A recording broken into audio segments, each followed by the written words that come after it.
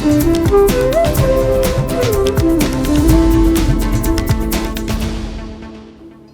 and welcome. I'm Aditi Singh and you're watching My India. International trade is vital for global economic growth, fostering cooperation and resource sharing. India and Iran have bolstered their trade ties by securing a decade-long contract to develop and manage the Chabahar port. The port's development is crucial for enhancing regional connectivity and diversifying trade, and we bring you this report. Take a look.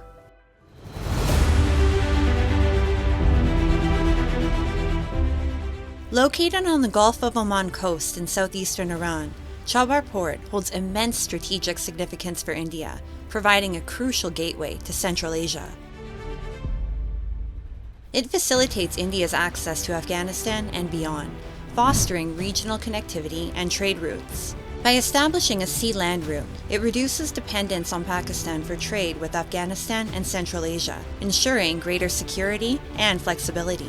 On May 13th, New Delhi signed a decade-long contract with Tehran to develop and operate the Chabahar port.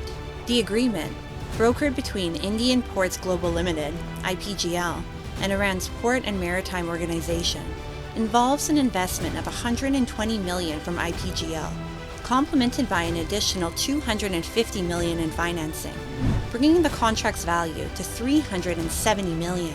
Situated along Iran's southeastern coast on the Gulf of Oman, Chabahar Port is operated by India. The port lies only 170 kilometers west of the Pakistani port of Gwadar, making Chabahar very strategically and geographically important. Under Modi's leadership, the momentous agreement that began on 23rd of May 2016 is culminating today in a long-term contract, symbolizing the enduring trust and deepening partnership between India and Iran.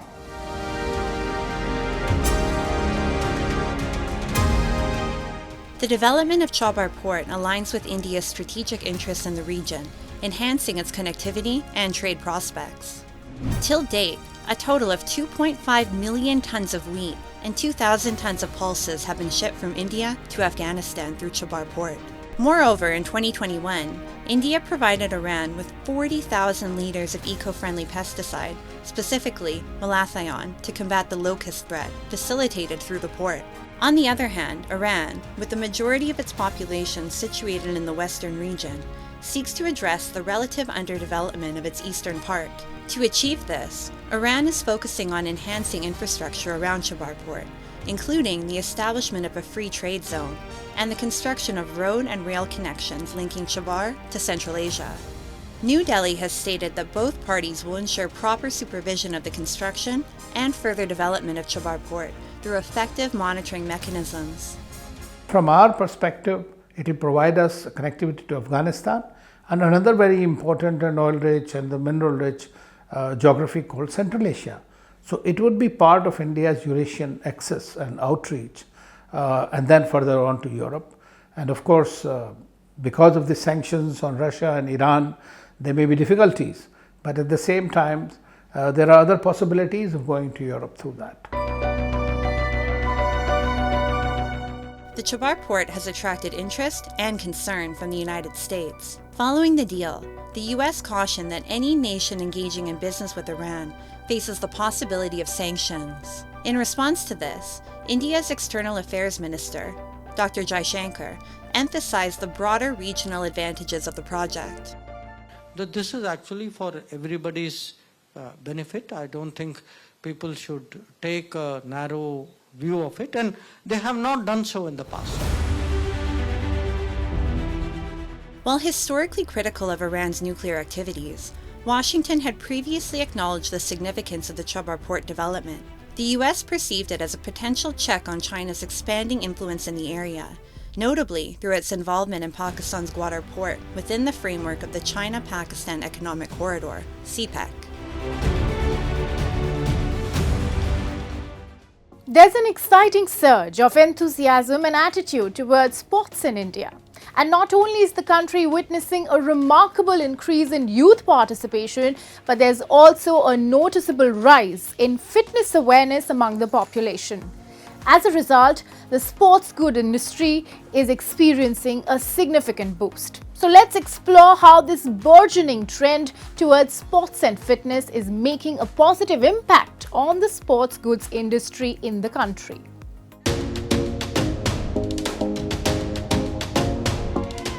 India's emergence as a sports powerhouse owes much to the government's proactive measures.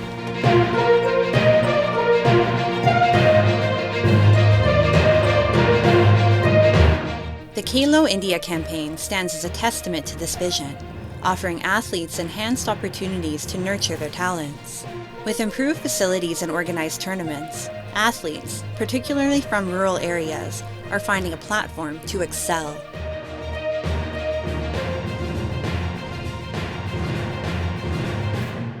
पहले हमारे इन युवाओं को सही platform के लिए इंतजार करना पड़ता था। आज खेलो इंडिया अभियान के तहत देश इन प्रतिभाओं को खुद तलाश भी रहा है, तराश भी रहा है।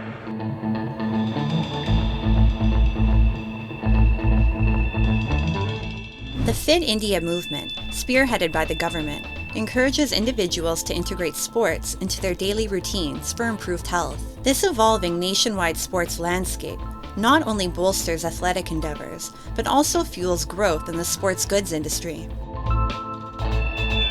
In recent years, there has been a steady rise in demand for sports equipment, marking new horizons for the sector. Future बहुत अच्छा है, ब्राइट है फ्यूचर, क्योंकि फ्यूचर ब्राइट है। क्योंकि जैसे पहले 10 प्लेयर खेलते थे, तब खेलो इंडिया ने उसको क्रिएट कर दिया, एक ऐसी चीज़ क्रिएट कर दी कि हर बच्चा कहता है यार मैं भी कोई ना कोई गेम्स में पार्टिसिपेट करूं।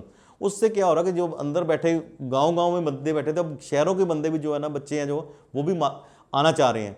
अब उससे देखो अगर 20-25% बच्चा भी उसमें आ जाता है तो देखो मार्केट तो, बायर मार्केट तो बढ़ जाएगी, तो हमारा तो कस्टमर बढ़ जाएगा, तो इससे डिमांड और बढ़ेगी। India's sports good market was valued at $4.5 billion in 2020 and is projected to surge to $6.6 billion by 2027, thereby showcasing a persistent rise in demand for sports equipment. Now, the manufacturing hub for sports goods in India is predominantly residing in Jalandhar, Punjab, renowned globally for its quality sports products.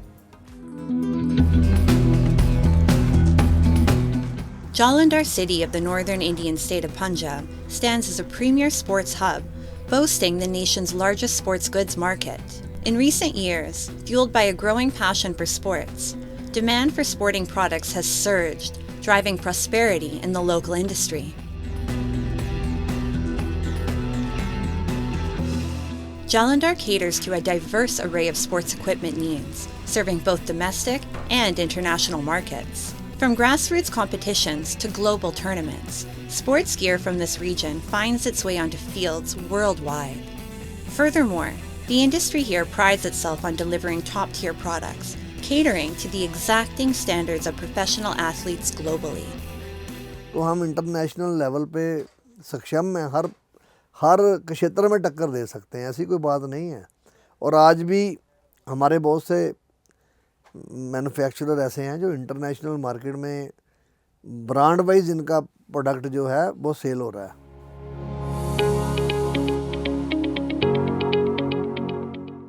The sports goods industry is making a substantial contribution to the Make in India and Self-Reliant India campaigns. Its expanding market not only invigorates the nation's economic landscape, but also enhances employment prospects. The synergistic alignment of government policies and initiatives aimed at fostering sports is catalyzing a transformative shift in India's sporting landscape, propelling rapid growth in the sports market.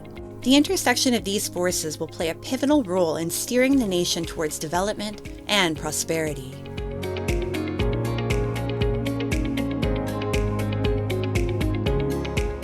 Let's go to New Delhi, which recently commemorated the 720th death anniversary of the prominent Sufi saint Hazrat Nizamuddin Aulia. Now, the event featured soulful qawwalis, religious speeches and hymns epitomizing reverence and communal harmony.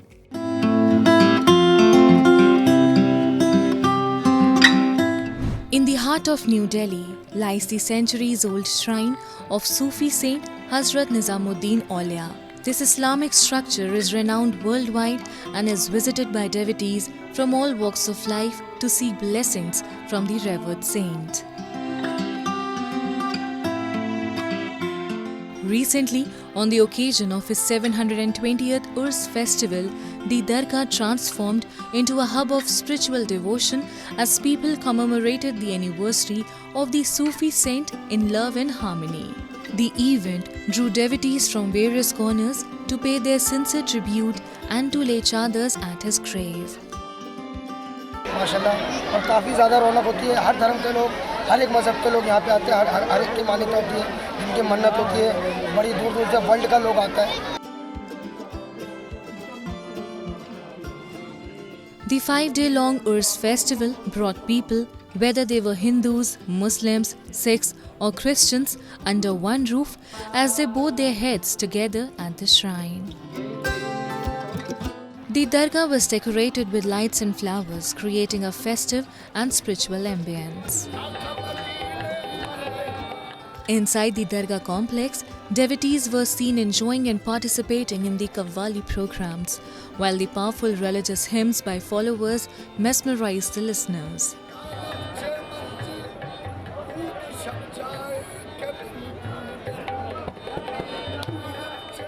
आप लोग देख सकते हैं पूरे दरगाह शरीफ में जो ज़ायरीन आए हुए हैं, पूरा ख़व्वाली का इंतज़ाम है। पूरे उर्स के मौके पे पाँचों दिन ख़व्वाली रहती है और पाँचों दिन सभी ज़ायरीन के लिए लंगर का इंतज़ाम रहता है। दरगाह शरीफ में लोग दूर दूर से आते हैं, अपनी मन्नतें, मुरादें, दुआएँ लेके महबूब इलाही की बारगाह में अल्लाह पाक उनके वसीले से सारी दुआओं को कबूल फरमाए। The Nizamuddin Urs is not only a religious observance but also a cultural event that fosters communal harmony and spiritual reflection. The Urs festival represents the rich cultural and spiritual heritage of Delhi and serves as a reminder of the syncretic traditions that have shaped Indian society.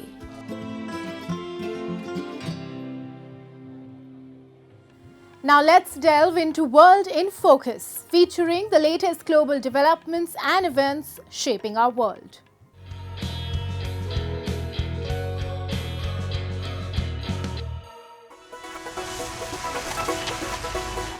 These teenage female drivers are taking on Formula One.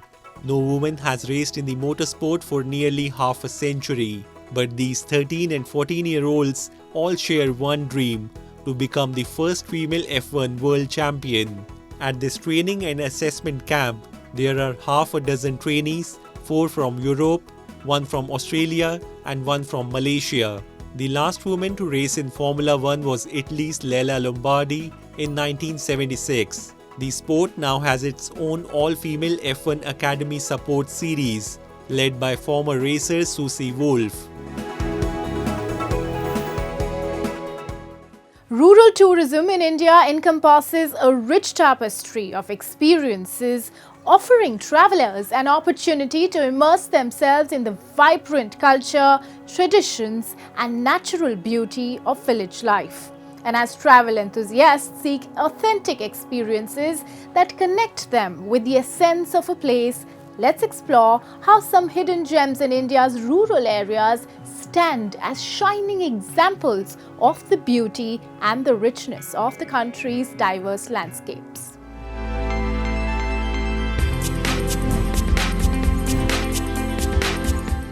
In the heart of India's northern state of Uttarakhand, amidst the majestic vistas of the Kirsu hill station, lies a hidden gem in the form of a homestay.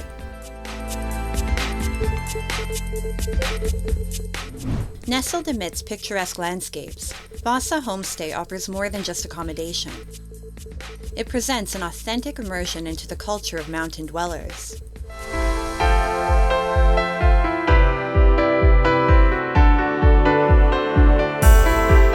Operated by a dedicated women's self-help group, Vasa Homestay stands as a beacon of empowerment and cultural preservation, offering tourists unforgettable experiences. Established by the state government with the aim of empowering local women, Vasa Homestay is not just a place to stay, but a catalyst for change.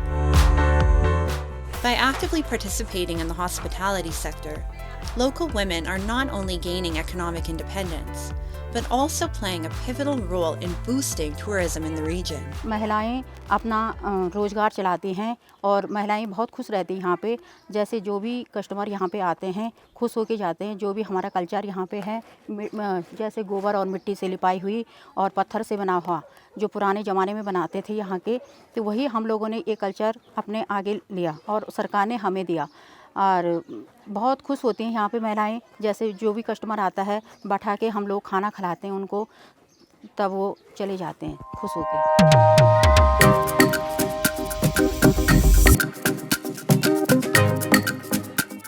At Basa Homestay, visitors are embraced as more than just guests. They become integral participants in the local customs and culture.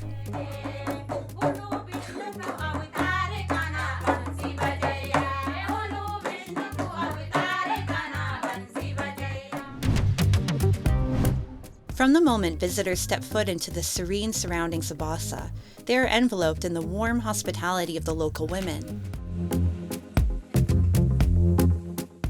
Every corner of Basa reflects a commitment to preserving and sharing the essence of indigenous heritage. Reflecting the region's abundant culinary legacy, the cuisine at Basa Homestay draws from the natural bounty of the land and time-honored recipes that have been cherished for generations. The ingredients used in cooking are sourced locally, often harvested from the surrounding fields or picked fresh from the garden. हम गेस्टों को ये मंडवे की रोटी गढ़वाल में, क्योंकि मंडवा बहुत ज़्यादा होता है, इस मंडवे की मांग बहुत तेज़ी से है, क्योंकि हम गढ़वाल में यही देते हैं। हमारे बासा में मंडवे की रोटी, गेस्ट लोग मंडवे की रोटी खाकर बहुत ही खुश हो जाता है, क्योंकि वो कहते हैं गेहूं की रोटी तो हम खाते रहते हैं, लेकिन ये मंडवे की रोटी हमको आज मिले हैं। मंडवे की रोटी और झंगोरी की खीर, आलू मूली की खिचड़ी और हरी सब्जी, ये सबसे फेमस है हमारा। ये फाड़ो भी है हमारा इधर का, ये साग ना फाड़ो होता है, ये घेत का फाड़ो, सौंठ होते हैं, एक दाल होती है, सौंठ के रोटी भी देते हैं, भरे भरे परांठे, आलू मूली के परांठे भी बनाते हैं। ये हम गेस्ट लोगों को देते हैं। गेस्ट लोग बहुत खुश होके जाते हैं और बहुत तारीफ करते हैं हमारे बासा की। The workers' dedication at Basa not only fuels the flames of women's empowerment, but also ignites a passion for sustainable tourism, ensuring that every visitor leaves with memories as enriching as the landscape itself.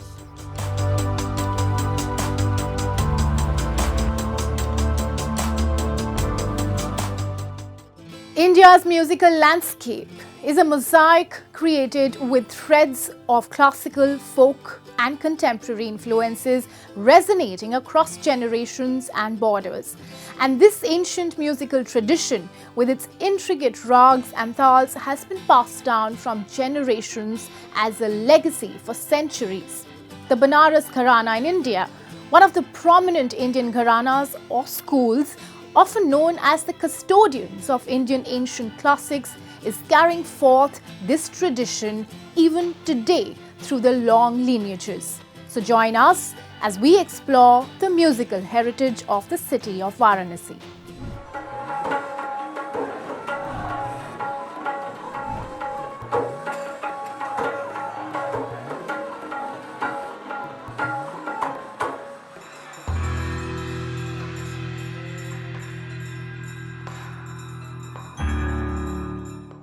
Nestled on the banks of the Ganga River, the city of Varanasi intertwines with spirituality, resonating with hearts through its timeless melodies and classical music.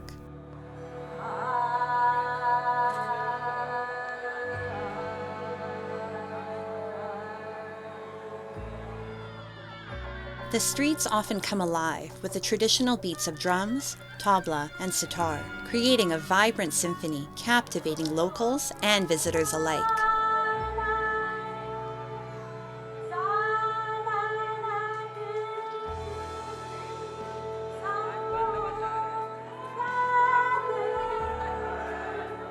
Amidst this lies a musical tradition that originated in the 18th century and continues to flourish today, the Banaras Gharana, alongside the ancient banks of the Ganga. The Banaras Gharana, known for its intricate musical compositions, vocal brilliance, and seamless dance moves, narrates the tales of ancient India, standing as a testament to the country's rich cultural heritage. Let's meet Pandit Deobrat Mishra, who hails from a long lineage of Indian classical musicians. His father, Pandit Shivnath Mishra, is an Indian sitar player and the first person in the Banaras Gharana to have introduced the sitar. In 2022, he was awarded the Padma Shri, one of the highest civilian awards of India. Mishra, one of the prominent sitar players and the 11th generation of the Varanasi musical Gharana, proudly carries forth the age-old legacy of his family, which continues to stun audiences worldwide.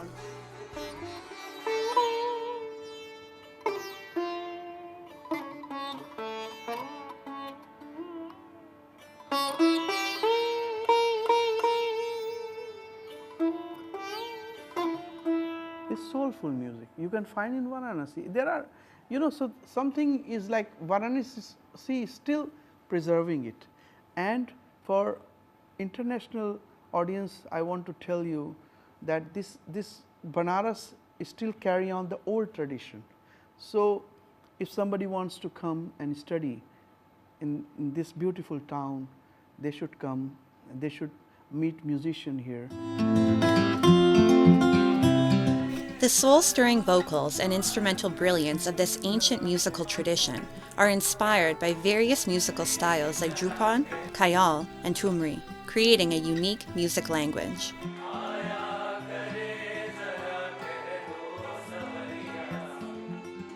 With each note and tal, the intricate musical composition of Banaras Gharana evokes a multitude of emotions in the listeners. Moreover, one can still find the relevance of the ancient Guru-Shishya tradition within the walls of Gharanas, where they teach discipline through a spiritual way of teaching.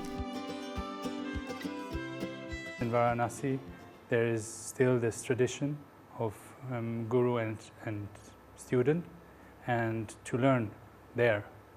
Yes, and that's how I ended up in Varanasi, and that's how I found this school and my teacher. There is a fundamental difference in a lot of, like in teaching, in how I learned guitar in the West from teachers, but this Guru Shish Parampara is way more, it builds on a lineage, and like I'm not here, and I am not only here and have a teacher, but I'm living in this house, having a teacher whose father is also my teacher and whose son is also playing, and I'm like immersed in music, and I'm immersed in this environment. Mentioning the Banaras Gharana, the allure of Indian classical Kathak is exquisite. Alongside the symphony of musical instruments, the tals of Kathak hold equal prominence for both Banaras and other Gharanas. And even today, these classical traditions are being meticulously preserved by eminent figures like Vishal Krishna and Gaurav Mishra. They are actively passing on the legacy through platforms like academies and through their various stage performances.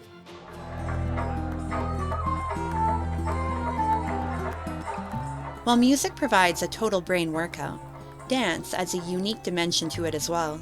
Like music, dance in Gharanas holds equal significance and is popular worldwide for its eccentric style and technique.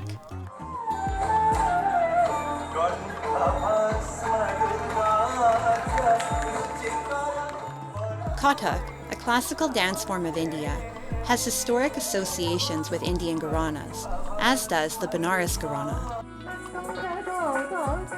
The articulate Kathak dance of Banaras Gharana has its own distinct style characterized by intricate footwork and rhythmic moves, making it a medium to narrate mythological folktales. Meet Vishal Krishna, an outstanding Kathak performer and the 11th generation dancer of this Gharana. Krishna exhibits the distinctive movements characteristic of the Banaras style of dance, which resemble the divine gestures of Lord Shiva and Lord Krishna.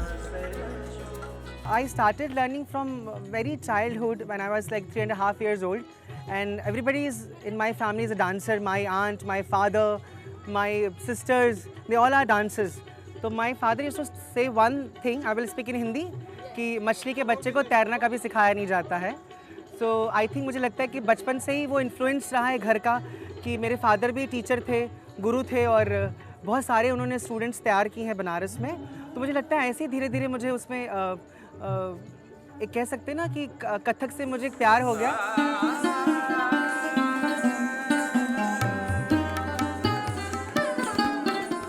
The term Kathak is derived from the Sanskrit words katha, which means story, and kataka, which means the one who tells the story. The ancient tradition of Kathak dance is deeply ingrained in the cultural value system of the country, which is being preserved through Gharanas in Lucknow, Jaipur, Raigad, and Banaras. These Gharanas also run academies and schools where they impart various techniques and styles of Kathak art and storytelling through dances. हमारा एक जिसको बोलते हैं धरोहर, जो कि गुरु, दादा गुरु, पर गुरु जी से जो मिला हुआ है प्रसाद, वो हम लोग बहुत सजोई को रखते हैं कि आने वाली पीढ़ी को हम ये बता सके। ता थई थई तत, आ थई थई तत। तो जब मैं आगे वाली पीढ़ी को बताएगा तो वो आगे वाली पीढ़ी को बताएगा। और ऐसे कई फॉरेनर्स स्टूडेंट हमारे पास हैं जो कि यूएसए से आते हैं, लंदन से आते हैं, इटली से आते हैं। वो उनकी मतलब उनको सीखने की कितनी रुचि है अंदर से।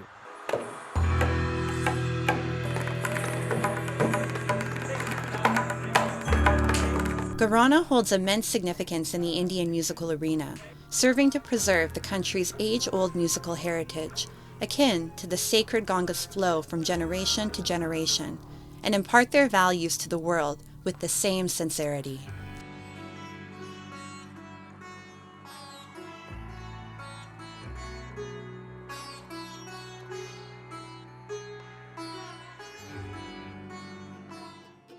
The Banaras Gharanas' enduring legacy exemplifies India's rich cultural heritage, continuously inspiring and captivating audiences worldwide through music and dance.